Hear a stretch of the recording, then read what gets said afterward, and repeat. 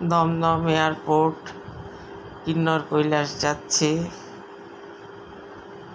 আমি, হাজবেন্ড, ছেলে, ছেলের বউ, নাতি।